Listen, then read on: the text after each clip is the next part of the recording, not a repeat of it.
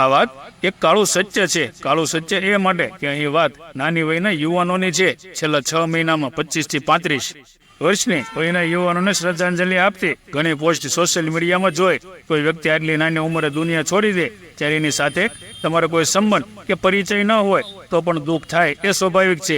જેમણે સોશિયલ મીડિયામાં આવી પોસ્ટ મૂકી હતી એમને મેં મેસેજ કરીને પૂછ્યો કે આ ભાઈના મૃત્યુનું કારણ શું. 80% કિસ્સામાં જવાબ મળ્યો કે સુસાઇડ એટલે કે આત્મહત્યા. આટલી નાની ઉંમરે એવી રીતે શું મોટી મુશ્કેલી આવી જતી હશે કે માણસે જાતને જ ખતમ કરી દેવી પડે છે. થોડું આગળ પૂછ્યું તો કે આત્મહત્યા કરવાનું કારણ શું.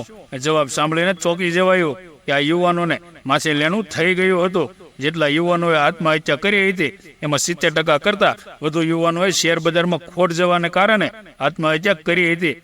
ઓછી મહેનતે વધુ મેળવવાની વૃત્તિ અને જલ્દી પૈસાદાર બની જવાની માયસ્યા માણસની જિંદગી છીનવી લે છે. શેર બજારમાં રોકાણ કરવું જરાય ખોટું નથી, મેં પણ કર્યું છે, પરંતુ ઊંચીના પૈસા લઈને શેર બજારમાં સટ્ટો રમવો યોગ્ય નથી.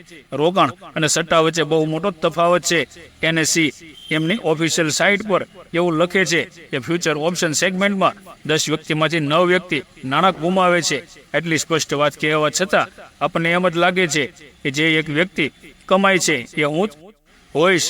જો રાતોરાત જ અમીર બની જવાયું હોત તો લોકો દિવસ રાત મહેનત શા માટે કરે. આજે કેટલા યુવાનો ભણવાનું એક બાજુ મૂકીને કે પોતાના કામને ગૌણ કરીને ઝડપથી પૈસા કમાવવા ફ્યુચર ઓપ્શનના રવાડે ચડ્યા છે અને પોતાના ફ્યુચરને જ બરબાદ કરે છે. યુવાનો એમના પરિવારની અને દેશની આશા છે અને આશાને જીવંત રાખવી આપણી સૌની ફરજ છે. શેર બજારમાં આપણે વધારાની બચતનું રોકાણ કરીએ પણ સટ્ટાથી દૂર રહીને, કારણ કે માત્ર આપણે જ નહીં આપણો પરિવાર પણ બરબાદ અને ખતમ થઈ જાય છે. મિત્રો, વાત કેવી લાગી તો કમેન્ટ કરજો અને શેર કરવાનું ભૂલતા નહીં. જય